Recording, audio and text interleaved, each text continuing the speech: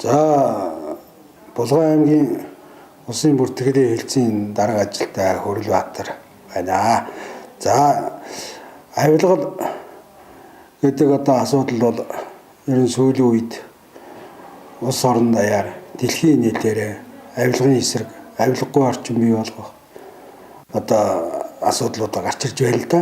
За манай Булган аймгийн бүртгэлийн хэлтсээр бас авилгаас ангид байх, авилгагүй одоо орчин бүрдүүлэх чиглэлээр бол одоо бид нар бас ажиллаж байна.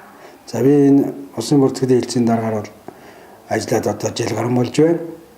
За бид одоо байгууллагынхаа ажлын орчин нөхцөлд одоо бид авилгаас ангид байх талаар сургалт одоо хийдэг.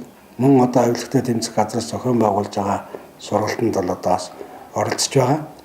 За манай байгууллага бол би зүгээр өөрийнхөө хувь хүнийхээ талаас бас жоохон ярих гэж бодож байна. Зүгээр авилга бол одоо байгаа болоод энэ авилгыг бол одоо бас авилгын эсрэг одоо бас ингээд анхаарлаа төвлөрүүлж авилгатай тэмцэх газар гэдэг юм одоо Монгол улсад бий болгож ингээд авилгын эсрэг ингээд бас хууль дүрм гарч ингэж одоо бас ажиллаж байгаа байх гэж боддог. Тэгэхээр энэ зөвхөн миний бодлоор бол энэ авилга гэдэг юм бол одоо ялангуяа сүүлийн үед энэ албан тушаалд одоо хүнийг ажилд авах, томилох, за энэ параметрал худалдан авах энд одоо хэмжээгээр гардгийн болов гэж ингэж одоо би гэсэн бодож байгаа. За манай байгууллага бол бүртгэлийн ажлыг орон нутагт одоо бий дааж ингэж явуулж байгаа ийм одоо босоо удирдлагатай байгууллага. За манай байгууллагын одоо ажилчдыг бол төрийн албан хаагчдыг бол оюуны өмч улсын бүртгэлийн ерөнхий газраас томилдог. Тэ.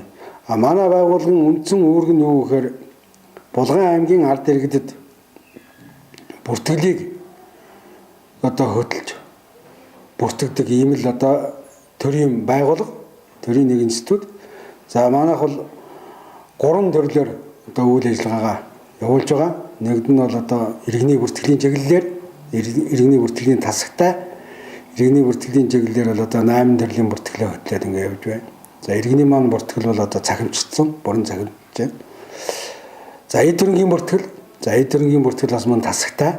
За эд төрөнгийн бүртгэлийг бол энэ 10 сарын 2-оос эхлээд одоо манайх бас цаасан хэлбэрийг цахимжуулах хэлбэрт оруулаад одоо эд цахимжуулах ажил явуулж байгаа. За 3 дахь нь бол бид Булган аймгийн хэмжээнд хуулийн этгээдийн бүртгэлийг хөтлөө явуулж байгаа. За хуулийн этгээдийн бүртгэл гэсэн ийм 3 одоо үндсэн бүртгэлээр явуулж байгаа. За манайх бол одоо хүн төрлөختөн төрснөөс өсвөлээд одоо насан эсвэл бүхэл одоо бүртгэлийг эд хөрөнгөтэй, иргэний бүртгэлтэй, за аж ахуйн нэгж байгуулдаг юм бол тэр хуулийн этгээдтэй ингээд бүртгэдэг ийм байгууллага. Манай байгууллага бол бас авилгаас нэлээд ангид ийм байгууллага гэж одоо би бод дүгндэг. Яг гэвэл одоо улсын бүртгэлийн ерөнхий хууль, за хуулийн этгээдийн тухай хууль, за эд төрөнгийн эрхийн бүртгэлийн тухай хууль, иргэний бүртгэлийн тухай хууль, за иргэний тухай хууль, энэ бүх хуулиар бол одоо манай үйл ажиллагааг хуульчлан заагаад өгчихсөн ийм одоо байгууллага байж байгаа. Тэгээ би боддгийн одоо хүн мэдээж хэрэг одоо хүүхэд төрлөө бүртгүүллээ. Тэгэд одоо бид тэр хүүхэд бүртгэж өгсөн гэдэг хүнээс юм нэх юм уу? Энэ л хуулийн заажсан юм байж. Тэгээ бид бол одоо хүнийг бүртгүүлэхэд ирэхэд бүртгэхгүй тийм үг, ийм үг одоо ирэх байхгүй. Тийм учраас одоо бидэрт бол нөгөө янз бүрийн нөгөө юу авилга одоо өртөгдөж магадгүй гэдэг одоо тэр одоо энэ төгс нь бол манай байгууллагт бол би байдгүй гэж ингэж ойлгож байгаа. Манайх бол одоо хүн ажил томилдгүй. Тийм учраас бол одоо хүнийг одоо чамайг ажилд оруулж өгье. Чи тэдэнд төгрөг өгчих гэх юм бол одоо байхгүй.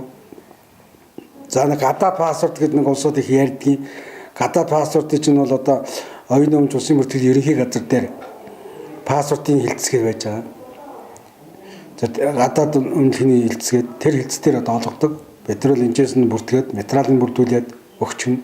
За ийм учраас бол одоо манайх бол бас бусад одоо үйл ажиллагаа явуулж байгаа төрийн байгууллагаас одоо бас арай өөр онцлогтой ийм одоо байгууллага юм болоо л гэж одоо би боддог. За бид бол яг зүгээр авилгаас урьдчилан сэргийлэх ажлуудыг бол байгууллагынхаа хэмжээнд зохих одоо хууль төрийн дагуу явуулж байгаа. За манай байгууллагын хувьд бол бас авилгын эсрэг одоо бас аян гэж одоо аймгийн засаг даргын хамгаалалтын газраас зохион байгуулж байгаа. Бид бас тэрэнд нэгдээд ингэ явж байгаа. За байгууллагынхаа бас энэ авилгатай холбогдуулаад энэ нөгөө хөрөнгө оруулалтын мэдүүлэг хасаам дараа жилийн 2 сарын 15-ны дотор өгөх ёстой. Бид нар 17 оныхоо хасаамын мэдүүлгийг бол 100% өгсөн. Түүн дээр одоо гарсан зөрчил бол байхгүй. За энэ 17 онд бол 3 одоо бүртгэгчийг ажилд томилуулсан. За энэ авилга томилуулахад одоо оюуны өмч ерхий газрын хүний нөөц сургалтын хэлцэд бид нар бас материалаа өгөөд тэгээд нөхдүүд одоо бас хуулийнхаа дагуу авилгатай тэмцэх газарт мэдүүлгийг өгж хянуулсны үндсэн дээр энэ төр нөхдүүдийг бас одоо ажил томилсон юм байлээ.